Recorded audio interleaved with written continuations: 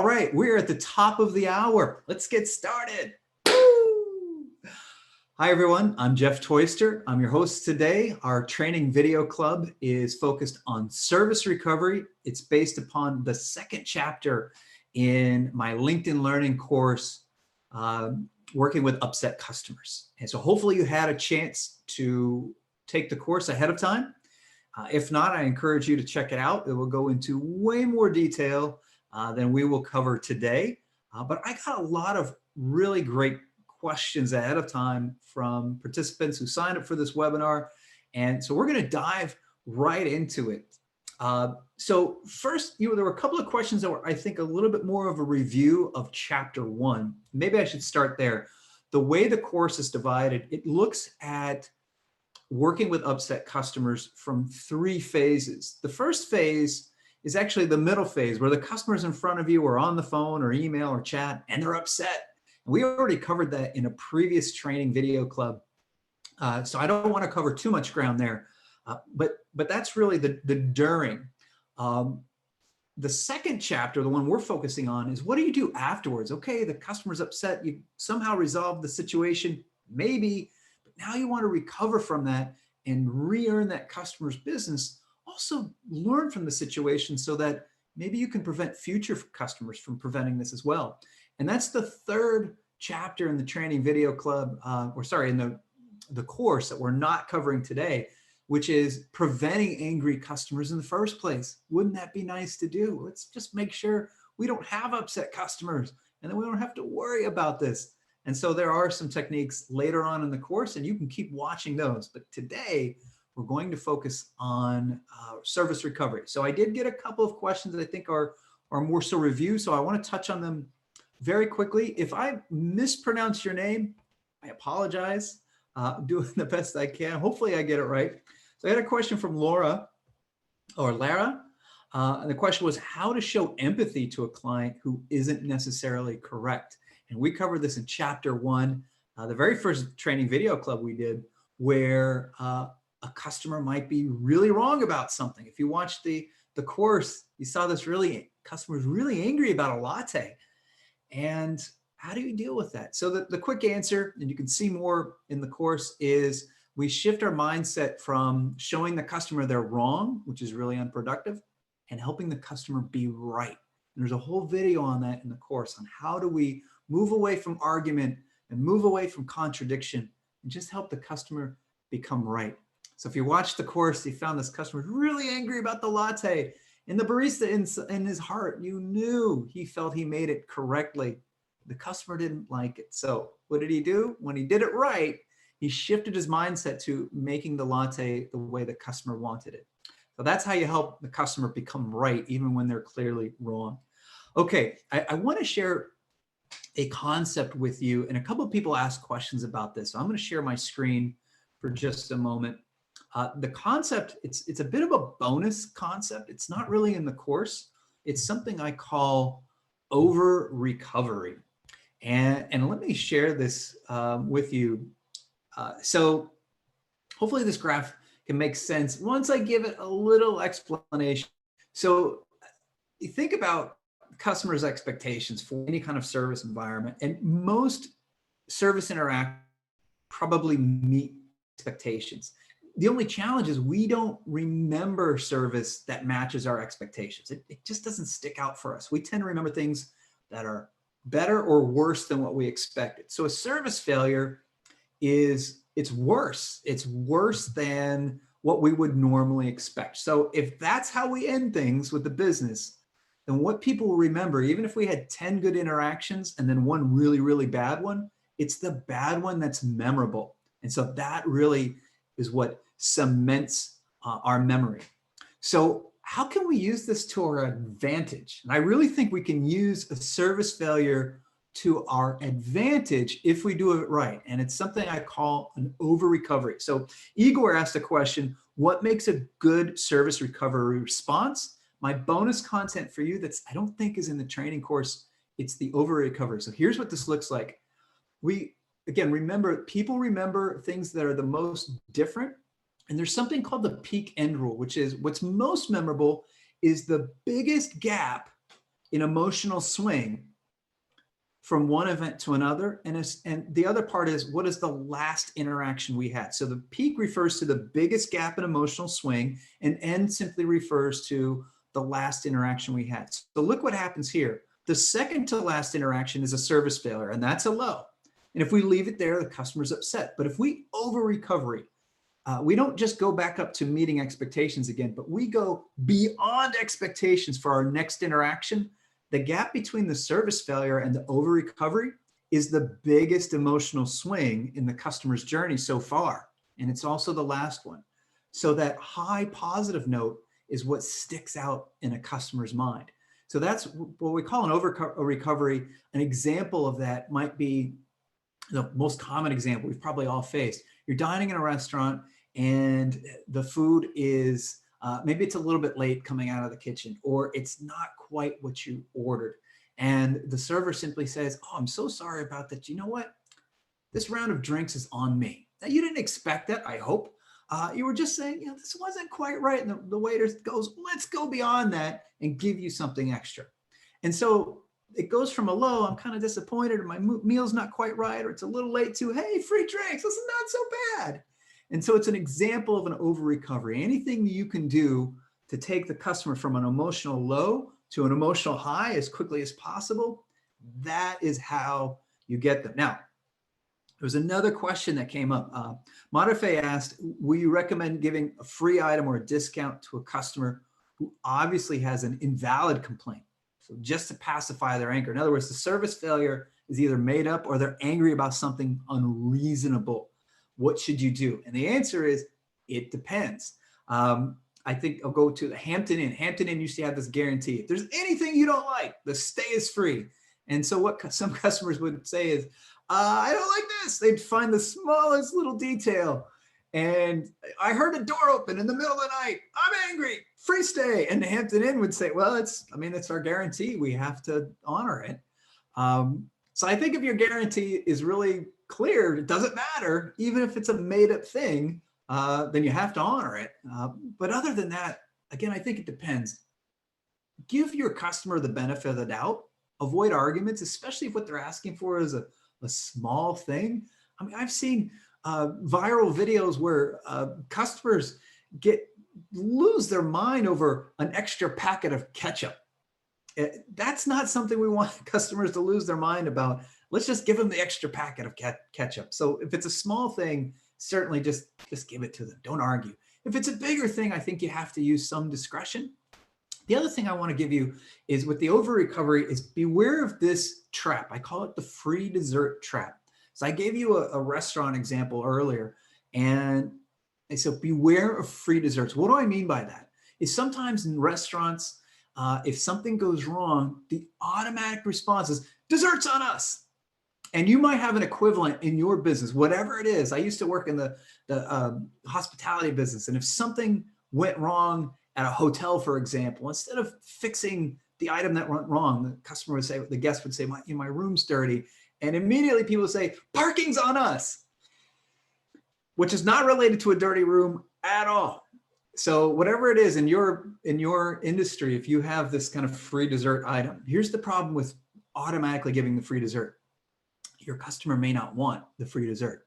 I dined in a restaurant once, and it was a small delay with the food, and they said, "Well, dessert's on us." And my wife and I said, "We're not going to be hungry for dessert. We definitely don't want a dessert. That's fine.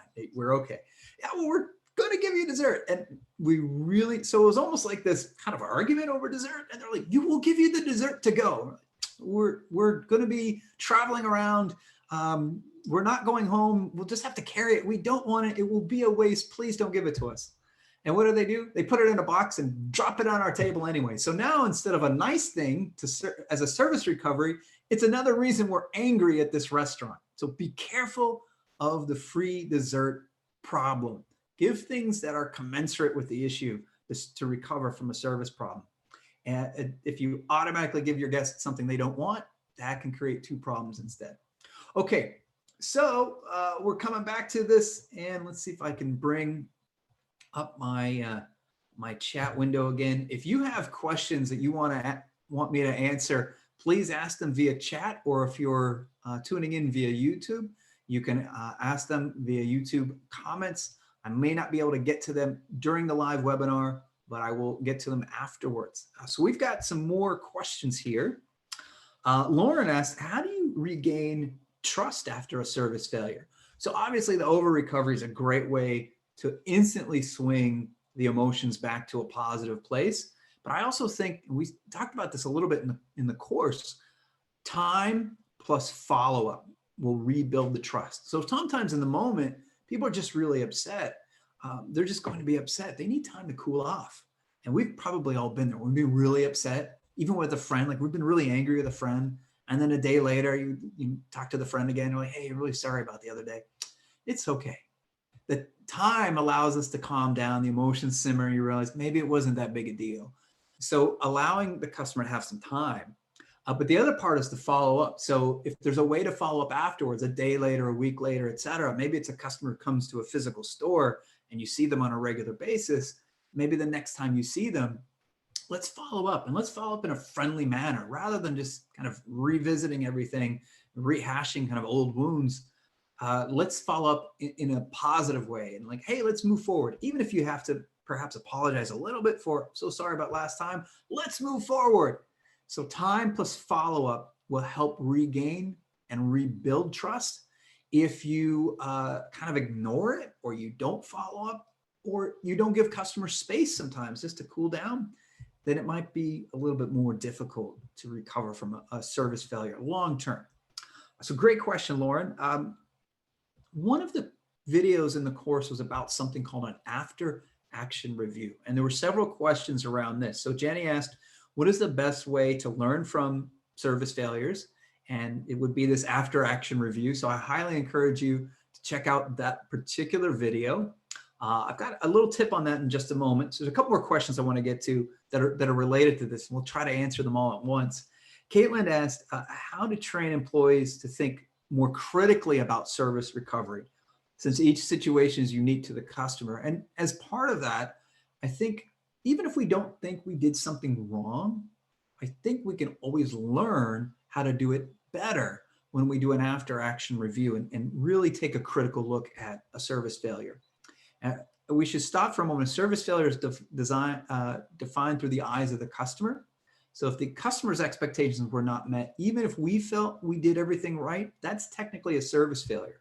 And it's hard for some people to accept that. They'll say, I did everything right. I did everything correctly. And the customer's still mad, and it's a service failure. So that's the hard part about being in customer service. Sometimes you do everything well, and the customer's still angry, and it's up to us to figure out, well, how do I help them not be angry? So that's where this after action review comes in. And then Wendy had another question related to this. Well, okay, how do I get employees to do an after action review on their own? And so all these are great questions. Let's pause for a moment. If you haven't seen the video, or maybe it's a refresher, what is an after action review? It's simply after a service failure, the customer's still angry. Even if you think you did everything right, we pause and we replay the incident in our minds. If you happen to have recorded the phone call or you have the email exchange, then you can literally replay the incident. We just want to look at what was it that caused the customer to be angry and continue to be angry? Was there something specific that may have triggered their anger? And is there anything that we could do differently in a similar situation in the future? Doesn't mean we did anything wrong. We may have made a mistake for sure. Or maybe a colleague made a mistake, or someone in the company made a mistake. It doesn't mean necessarily though that a mistake occurred. It's just, what could we do different? So let me give you an example. I got a phone call one day from someone I knew a little bit. It was just a colleague. We'd met a few times before through a professional association. And I answered the phone and she said, Jeff, it's so-and-so. Do you have a minute? I said, sure. And the next thing she said to me was so strange. She said, well, are you positive? You sounded really hesitant in the way you said that. And I said, well, I got confused. I'm like, I'm not sure what you mean. I said, sure. As in, I'm sure I have a minute. She's like, well, oh no, I don't want to create any conflict or creating hostility between us. I just wanted to call and ask you a question. So if this is not a good time, I wish you would just, be candid with me and say that this is not a good time. I don't even know where this is going. I said, sure, I have a moment. Like, I have a moment. What is it that you want? And I was so caught off balance by this whole comment. And so she just wanted the phone number for somebody else. So we get off the phone. I'm like, this lady pushing my buttons. Who is she? Like, I was really annoyed with her because she asked me a question. Do you have a moment? I said, sure. Just like that. And I don't know where she got this, but she took it and went, woo. So I did the after action review. And I want to share with you a tool that I like to use to do after action review. So I'm going to share my screen with you again. Bear with me. Bring this back up. I call this tool the circle of influence, or the sphere of influence. And what I do is I literally will draw a circle on a piece of paper, and outside the circle, I will list aspects of the situation I cannot control. And inside the circle, I will put things that I can control. And so Wendy's question, how do you get employees to do this on their own? I found that this is such a valuable exercise that it's worthwhile to do it on your own, because in situations like this where I thought I did nothing wrong, this lady was just, I mean, she was unreasonable and a little kooky. But this exercise is still really, really helpful. So I put can't control. I can't control whatever she was thinking that interpreted sure as being negative or resistant or unpleasant or whatever she got out of it. I can't control that. She obviously had other things going on, misheard me. I don't know what it is. I can't control that she's unreasonable and maybe slightly unbalanced. But what could I control? I thought through that. What could I do? I can't control her. I might see her again. I might get another call from someone like her. From her or someone like her. What could I control? And I realized I replayed the conversation in my head. And when I said, sure, and then she said, are you positive? It sounds like you're really hesitant, blah, blah, blah, blah, blah. Instead of getting sucked into that, which I did, what I could have said instead was, I'm positive, this is a good time. How may I help you? Just immediately redirected the conversation away from this craziness and refocused on, I'm here to help. So I felt better. I took a deep breath, and two things happened. I still felt right. I still felt like I didn't do anything wrong, but I had an idea of how I might do things better. And this is amazing. A couple of weeks later, I see her in person at a professional event. There's other colleagues there. And once again, she comes up with something crazy. And I can't even remember what it was. It was because I was ready. I had done this exercise. And instead of getting sucked into her strangeness, I just said, absolutely, let's move forward. And by doing that, I avoided any conflict and everything was fine. So the circle of influence exercise is a great way to do an after action review. And even if you don't think you did anything wrong, it can help you identify something you can do different. And so, we go back to Wendy's question, people don't always like to do this, especially if they don't think they did anything wrong. And to that, I say, if you do something with a customer and the customer gets angry or they remain angry, then if you do the same thing the next time the same situation occurs, don't be surprised if they also get angry. We can't always control our customers, but we can control ourselves and how we react. And so that circle of influence exercise can be very valuable. Okay, so great questions around that. Got a few more questions here. Again, if you have a question you'd like me to answer on the live webinar today, share that via chat. Or if you're tuning in via YouTube, you can share that via YouTube. We can do that as well.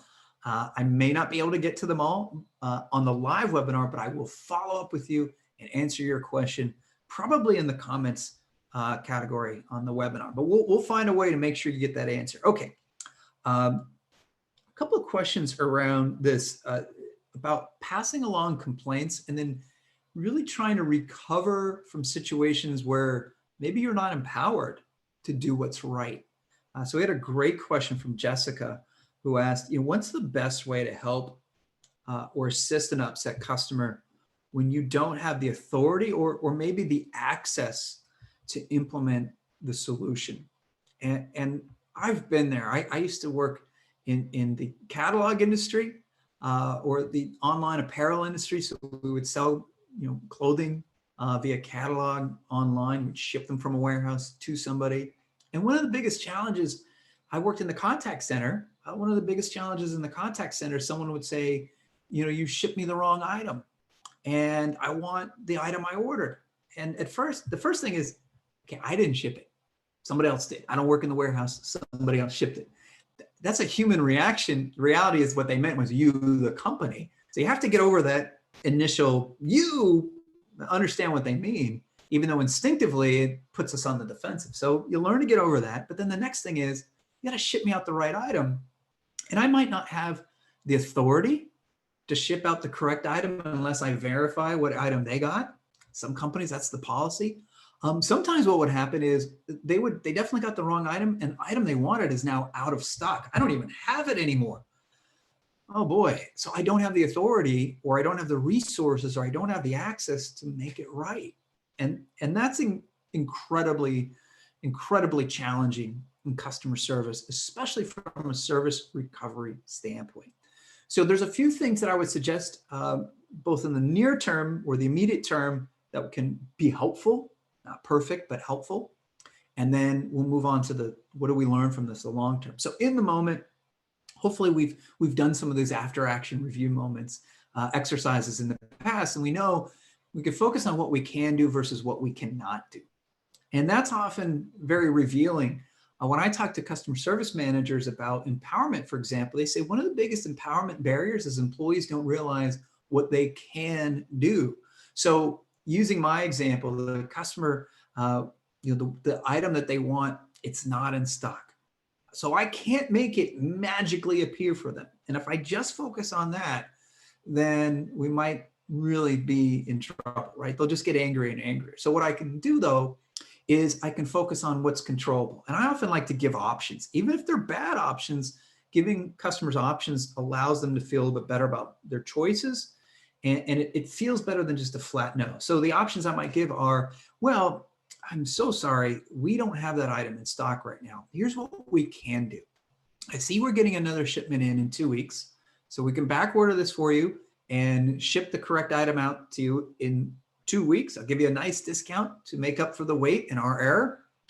If you'd prefer, we have 2 other similar items in stock, and they're about the same price. I'm happy to give them to you at the same price as what you ordered, and I can ship those out to you today. Which would you prefer? So that would be an example of, I'm giving the customer 2 options that aren't exactly what the customer asked for, but by giving them a couple of options of, I can do this, then the customer typically calms down quite a bit and says, okay, well, you know what, that one's a really nice one. And if you'll give it to me at the same price, it has some nice features, I'd be very happy. Might even be happier with that one, who knows? Or you know what, it's not an emergency, I don't mind waiting the 2 weeks. So giving options can be really be helpful. The other part of this, and there's a video on this topic in the chapter 2 of the course, which is, we need to make sure as customer service employees that we're passing along complaints and passing along complaints the right way. So it's one thing to say, hey, boss, or hey, whoever's in charge of merchandising, ordering products, I have an angry customer because we had the wrong item. Or telling the warehouse, hey, the wrong item got shipped out, that's an error, don't make that happen again, right? They may or may not want to hear that feedback, or that may or may not be helpful to them. But if you present it in the right way, help them present in a way that helps them achieve their goals, then that feedback is a little bit easier to take. It's a little bit easier to listen to. So what I've learned is giving them the story to make it emotional for the other department, but then also giving them the facts. So the story might be, hey, we've had some complaints about getting the wrong item. In fact, if you don't mind, I'd like you to just listen to this phone call or read this email from a customer that I just interacted with today. And the reason I do that is I want them not just to think about kind of aggregate data. I want them to kind of hear the customer's story. So by replaying the call, hearing a customer being upset, it makes it a little more real. And then I want to add the data on top of that. And so instead of just saying, hey, it's one customer, say, hey, I looked at this and we've gotten a 5% increase over the past week in calls about a similar issue where they ordered one item and they received something else. In fact, we narrowed it down and it looks like it's these 2 particular items that seem to be generating most of the calls. Now, if we do it in that way, in a way that's very friendly and collaborative with the fulfillment center leader, they're much more likely to listen to it and hopefully take some action. What often happens is employees don't pass along these complaints. They hear it, they just try to fix the one issue, but the issue doesn't get resolved. So other customers also encounter the same issue. They have the same experience, and that just creates more and more complaints for us to handle. So we have to take a responsibility for passing along complaints so that they can get addressed if the fix is outside of our area of control. We also have to pass along complaints the right way, because we know, just like customers, if we communicate with our colleagues the wrong way, they might get defensive. They might not want to listen to us. So it's tricky. It's an art form. Work on that. They'll find ways to help the other person, and they might be more interested in listening to you. Great questions. Okay. We had a couple of questions here around preventing customer anger. Mike asked, how do I apologize for a delay? This happens, especially right now. A lot of delays. It takes us longer to respond to people. It takes us longer to ship things out. It takes us longer to get things in stock. So in chapter 3 of the course, there's a video around one of my favorite techniques called the preemptive acknowledgement. And I invite you to check out this video. Let me give you a quick preview. Customers tend to kind of get angrier and angrier as an issue such as a delay goes unresolved and unrecognized. And so what the preemptive acknowledgement is let's spot an issue like a delay, and let's communicate with the customer before they get angry. So let me give you a couple of examples. Let's say we've got something like, we'll just use this example of shipping out an item again, but you can apply it to whatever your industry is. Let's say that we tell a customer we're going to ship this out in 2 days. And for whatever reason, we can't. Now, your option would be to let the customer just find out it's not going to arrive, and then they get upset and even angrier and come back to you and say, I'm angry. You said you were going to ship this out. Now, that's a good way to do it. Not at all. That's a terrible way to do it. The preemptive acknowledgement says, hey, I spotted that it's not going out in 2 days. I will proactively reach out to the customer and say, hey, something unexpected came up. We thought it would be 2 days. Now it's going to be 3. We want to let you know we're really sorry for this delay. Thank you for your patience. The preemptive acknowledgement, I often like to thank the customer for something. Like, thank you for being so patient. Thank you for being so understanding. There's been some research that find that thanking the customer for being patient through a delay is actually more soothing than just apologizing for the delay. So I will say, thank you for being so patient and understanding. And then I might even say, I'll upgrade the shipping to overnight. So we should get there in about the same amount of time, or just 1 day later. Will that work for you? So I'm acknowledging it, but also leaving the door open. If it's not going to work, maybe there's something else that I can do for them. So that's the preemptive acknowledgement. You have to acknowledge the issue ahead of time. The other thing is, if you're working in a physical space, so you see a physical line of people, when the next person gets to you and they've been waiting a while and it's been obvious, I'll do the same technique. Hey, thanks so much for waiting. We really appreciate your patience with this delay. Let's get you taken care of, right? So before they get upset, I'm angry. You say, thank you. You're such a great person for waiting and being patient. And most of the time it's very genuine. And sometimes even if it's not quite so genuine, they're like, yeah, I am patient. I am a reasonable person. You're helping the customer ease into a better mindset. So Mike, the preemptive acknowledgement, that's my secret technique. Not so secret because it's later on in the course. There's a video in chapter 3. Okay, there's another question. And Mia asked, how do you tell the client that what they want isn't currently prioritized due to business demand? So this might be like, we're not responding to your emails as fast, or normally we would do this for you, but right now we're so swamped. Amazon did a big thing where and this has hurt me as an author. They said, we're not going to ship books because we're shipping out food and other essentials. And I have to tell you, it upset me a little bit, because it's like, wait, that's how I make money, books. And you're saying I can't make money now? And then I realized that people need food and other essentials. So that is more important.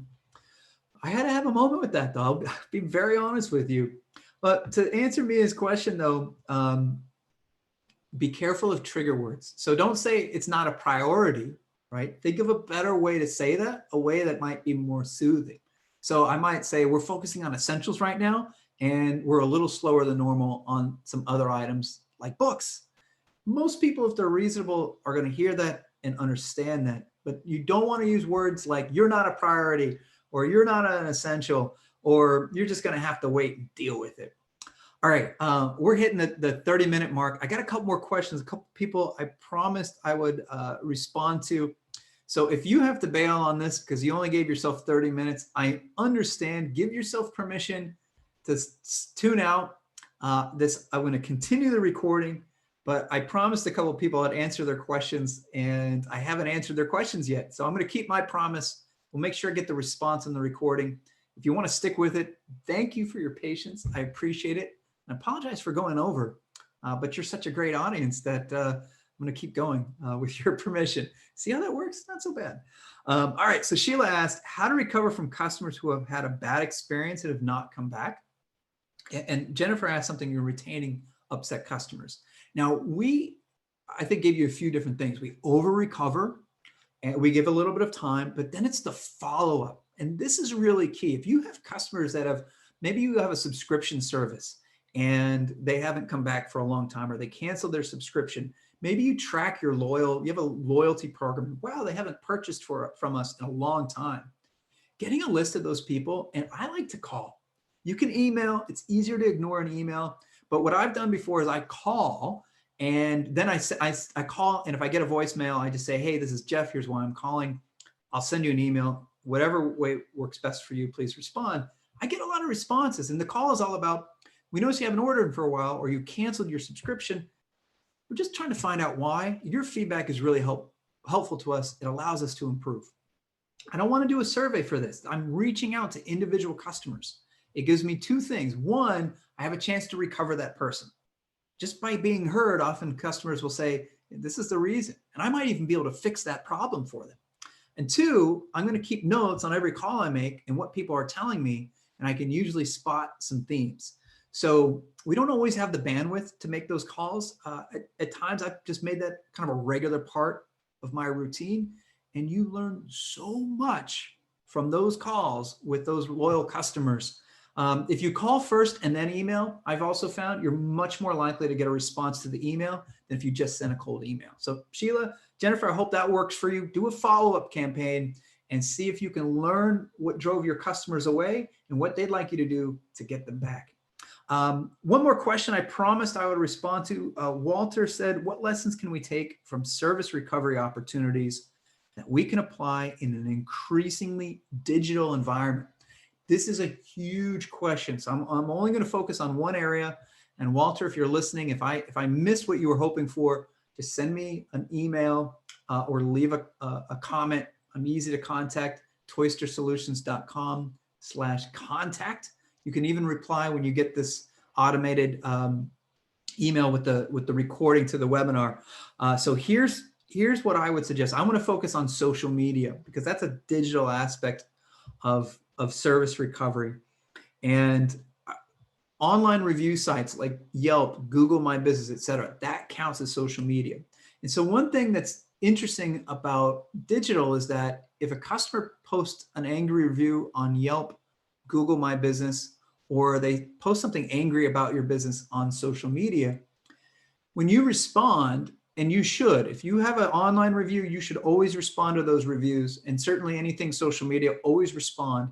When you respond, you're not really just responding to that customer, you're responding to everyone else. And here's an opportunity I think a lot of people overlook.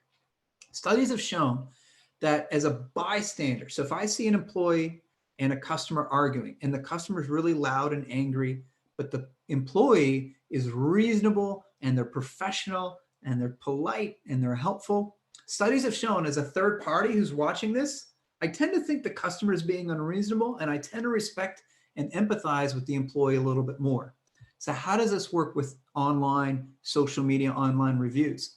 Well, if a customer leaves you a 1-star review, you're the worst business ever, and this is terrible, blah, blah, blah, and you give them a really polite and helpful response. Very sorry you had a bad experience.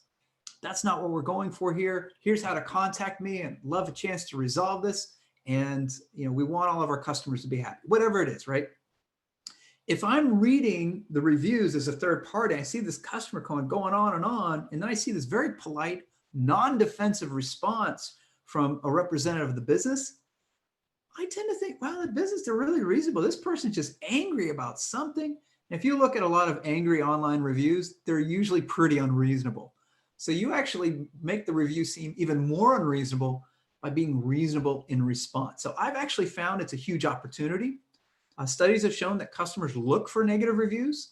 They look for negative social media mentions, and they want to see what a business has to say about it. And if you handle it the right way, it actually becomes positive marketing versus negative marketing. So it can help you retain perhaps that customer, maybe, but attract even more customers who see that online interaction. So anyways, wow, I went over, and I think most of you stuck with me. So, and I see via the chat, Walter, I hope I answered your question. You're very welcome. Again, if not, clarify for me, and we'll answer it. But thank you all for being part of it. Thank you all for staying a little bit late. I appreciate that too.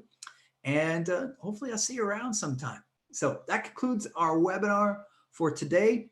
Enjoy the rest of your Thursday or whatever day it is when you're watching this, and we'll see you soon. Thanks.